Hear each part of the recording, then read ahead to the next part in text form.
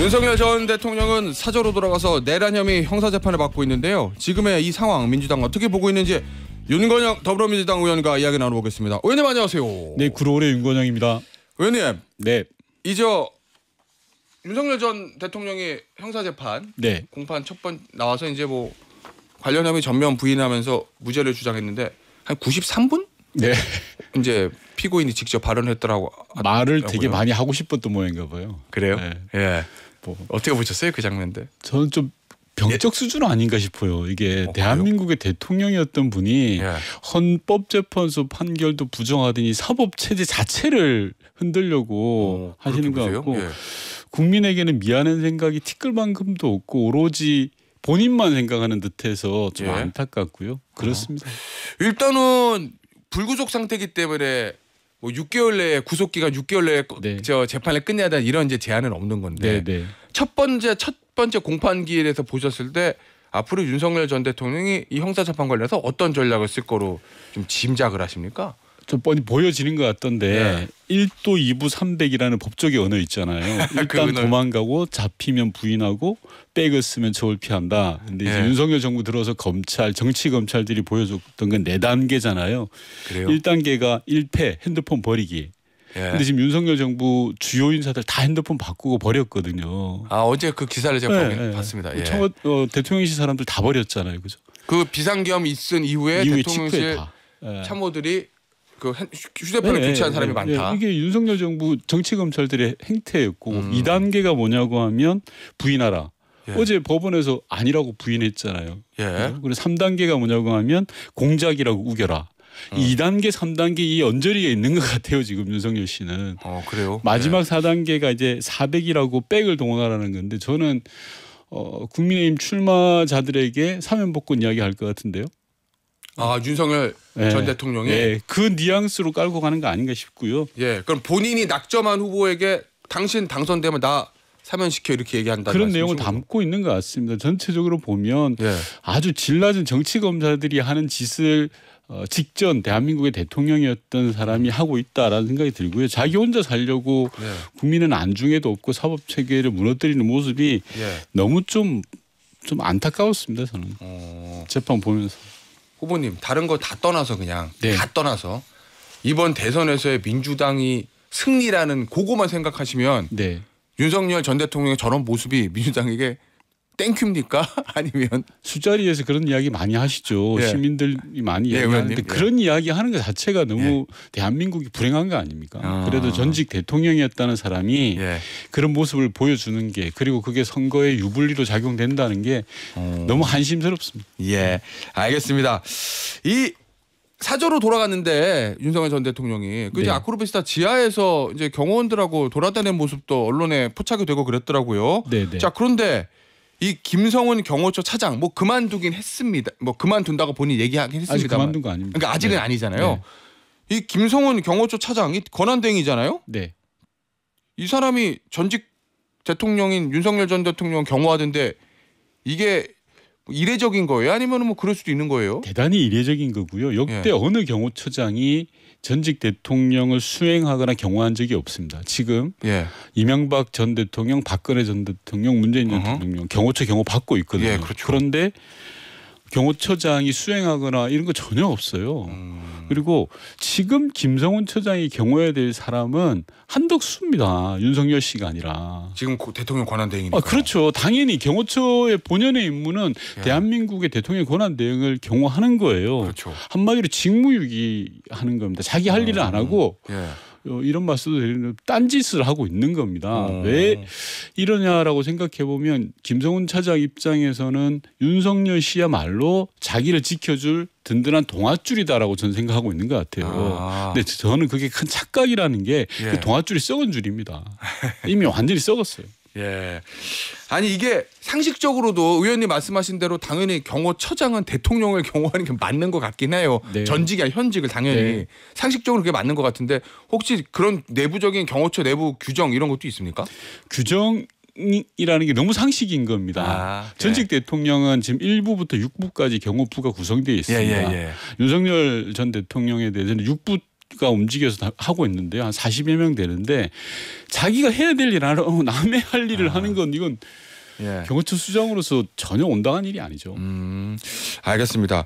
이 경호처 김성훈 처장 대리 이 사람이 어제 이제 사퇴 의사를 밝혔거든요. 아직 네. 뭐 사직서가 처리된 건 아닌데 버텼잖아요 그동안. 대단히 버텼죠. 예. 네. 근데 갑자기 나 그만둘게라고 이렇게 결심한 가장 큰 이유는 뭐라고 보세요? 두 가지 이유가 있을 것 같습니다. 첫 번째는 연판장입니다. 내부의 반발. 예. 경호처 전체 TO가 700명이 조금 넘는데 예. 500명 넘는 분들이 연판장을 돌렸습니다. 참기 힘들죠. 우선 예. 조직의 전체가 들고 일어났다고 봐야 되는 거 아닙니까? 간부 인원들 제외하고는 다다라고 생각하면 되는 거고요. 예. 두 번째는 자기가 해야 될 일이 끝났다라고 보는 거죠.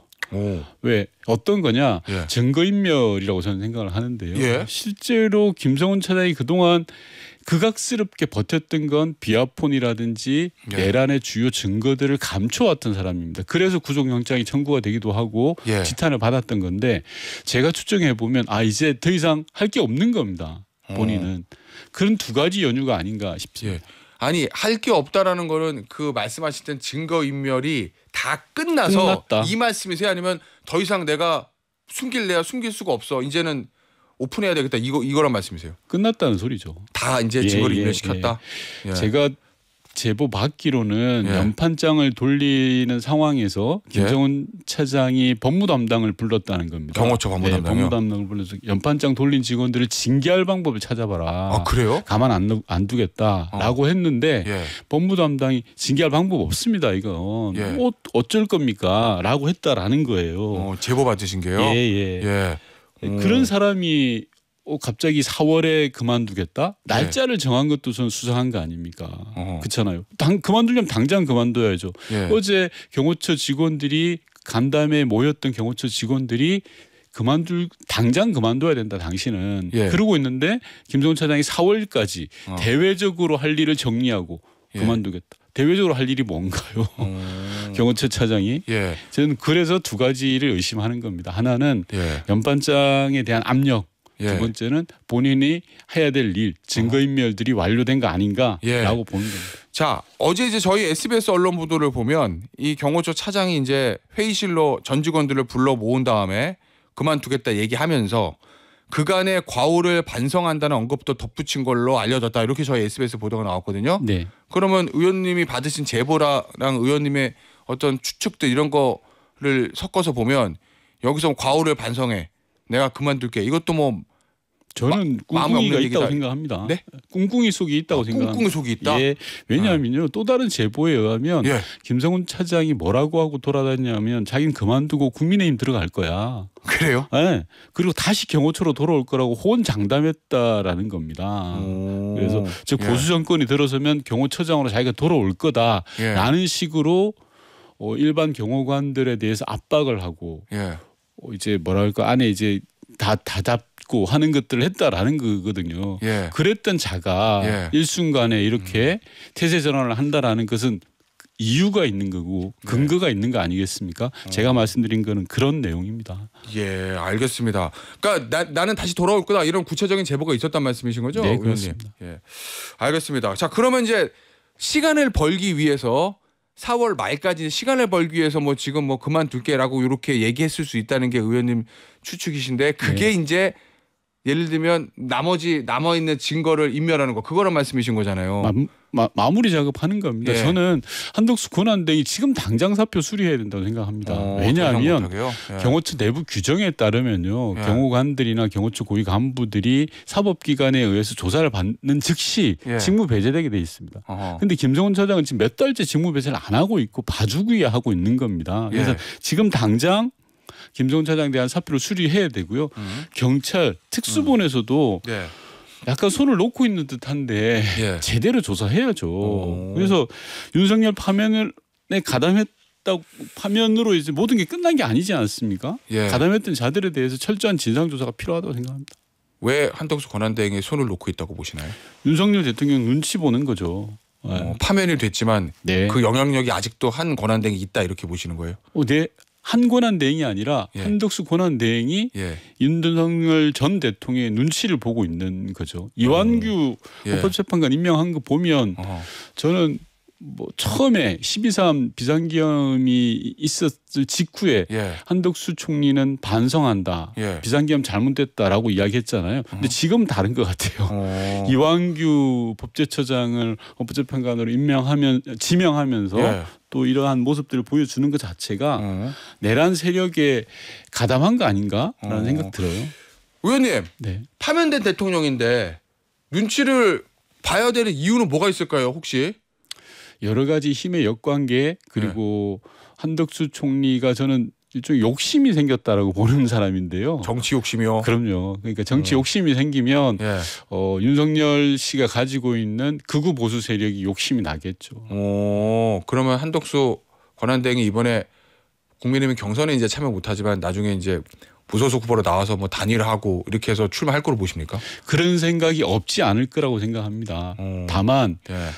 지금의 여론조사 정도 가지고는 안 될 거고요. 좀 더 예. 압도적이다라는 느낌이 들 때 아하. 한덕수 총리는 나설 거라고 생각하는데 그게 저는 뭐 말도 안 된다고 생각하는 게 예. 호박에 줄 긋는다고 수박 안 돼요. 내란 세력과 단절하고 예. 본인이 우뚝 서야 되는데 그러지도 못하고 있다라는 생각이 들고요. 예. 기본적으로 한덕수 총리가 해야 될 길이 아니잖아요. 예. 상식도 아닌 거고. 예. 네.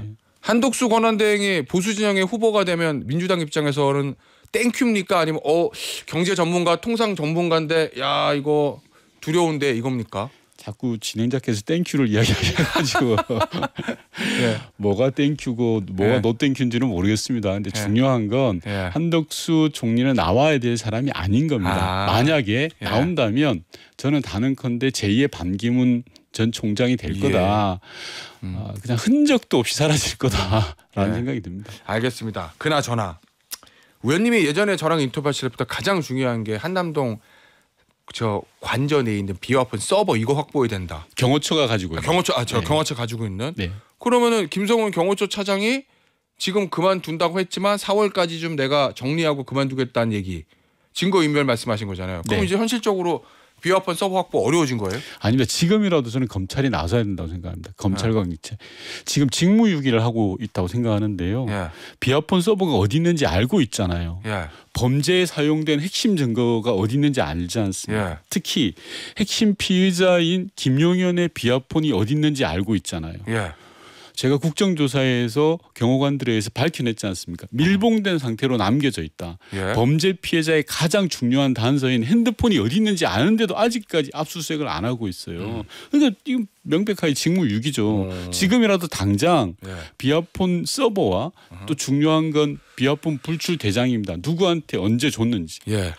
그리고 비아폰 기계 자체 이 일체를 압수해야 됩니다. 왜냐하면 이게 이번 내란의 블랙박스거든요. 블랙박스를 확인 안 하고 어떻게 지금 네. 범죄를 조사했다고 하는지 저는 이해가 안 됩니다. 그게 이제 안보시설이라는 이유로 그 압수수색 영장 집행을 막던 경호처 장 역할을 했던 김성훈 맞습니다. 차장이 물러나면 네, 당연히 이제 들어가서 압수해야죠. 쉬워지는 거 아니에요? 예. 지금이라도 전 나서야 된다고 생각합니다. 예, 알겠습니다. 자, 그리고 이거 뭐 저 사저로 이동할 때 뭐 일부 언론 보다 보니까 뭐 500만 원짜리 캣타워, 뭐 2천만 원짜리 흰옥기 욕조 이걸 뭐 가져갔다 뭐 이런 일부 보도가 있던데 이거 실체가 있는 거라고 보세요? 행안부에 나와 있는 예. 그러니까 자료 속에 예. 그 용산 이전 사업 예산에 들어가 있는 거다라는 언론 보도인 거죠. 예. 만약에 그 보도가 맞다면 이건 횡령입니다. 그래요? 국고로 산 예산이잖아요. 예. 그리고 가장 근본적으로 국고로 사서는 안 되는 거죠. 예.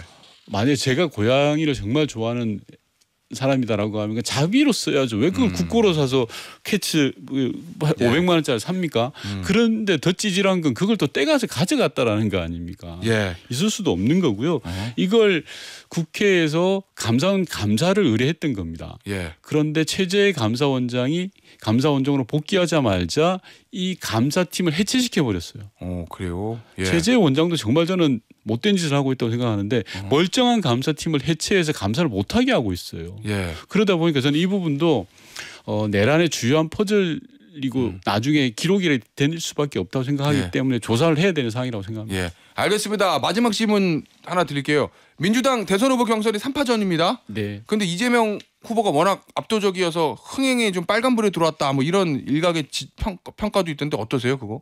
앞으로 잘해 가야죠. 그리고 예. 저희는 예. 6월 3일 날 압도적으로 승리하는 게 내란을 종식하는 길이라고 생각합니다. 아, 알겠습니다. 누가 후보가 되든 원팀으로 돼서 압도적 승리할 거다 이런 의미시군요. 네, 전 당연히 그렇게 될 거라고 예. 생각합니다. 알겠습니다. 의원님 오늘 인터뷰 여기서 마무리하도록 하겠습니다. 지금까지 더불어민주당 윤건영 의원이었습니다. 의원님 감사합니다. 네.